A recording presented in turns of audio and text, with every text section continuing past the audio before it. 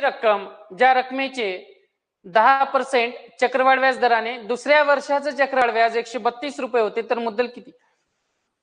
दुसऱ्या वर्षाचं आपल्याला चक्रवाढ व्याज दिलेलं आहे, मुद्दल तर दिलेलीच आहे आपल्याला. कोणती मेथड यूज करायची? नाही, सक्सेसिव्ह नाही येणार, ट्री डायग्राम. 2 वर्षाचं की दुसऱ्या वर्षाचा हा शब्द इथं महत्वाचा आहे. दुसऱ्या वर्षाचं म्हणजे 2 वर्षाचं नाही दिलेलं आहे, फक्त दुसऱ्या वर्षाचं.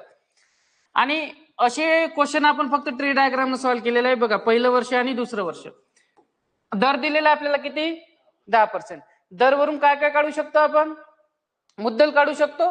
चक्रवाढ व्याजामध्ये 10% म्हणजे किती? 1/10. मुद्दल घेताना काय केलं आपण? पी बरोबर किती? पी बरोबर किती? 10. 10चा काय करतो आपण? वर्ग. वर्गच का? कारण इथे 2 वर्ष म्हटलेलं आहे, याचा अर्थ दुसऱ्या वर्षाचं व्याज इन्क्लूड आहे 2 वर्ष, म्हणजे 10चा वर्ग किती? 100. ठीक आहे. सांगा पहिल्या वर्षाचं व्याज किती होईल? 100 रुपयावरती 10% दराने 10 रुपये. दुसऱ्या वर्षी काय असते? सेम असते. व्याजावरती काय लागते? व्याज लागते. म्हणजे किती होईल? इथे तेच पर्सेंट लागेल 10%, म्हणजे किती? 1. आता ओरिजिनल काय दिलेलं आहे आपल्याला? दुसऱ्या वर्षाचा चक्रवाढ, न की 2 वर्षाचं. दुसऱ्या वर्षाचं चक्रवाढ व्याज किती आहे? एवढं 11. मग आपलं 11 रेशो मध्ये व्याज आलं. ओरिजिनल किती दिलेलं आहे त्यांनी? 132 रुपये दिलेले आहे. तर काढायचं काय आपल्याला? मुद्दल. मुद्दल किती मानली आपण? 100 रुपये. 100 रेशो बरोबर किती?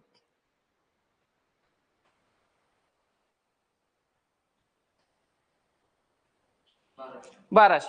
इथं सरळ 12चा भाग जाईल. ठीक आहे. 11 गुणेला 12 म्हणजे 132 आणि 12 गुणेला 100 म्हणजे किती होईल? 1200.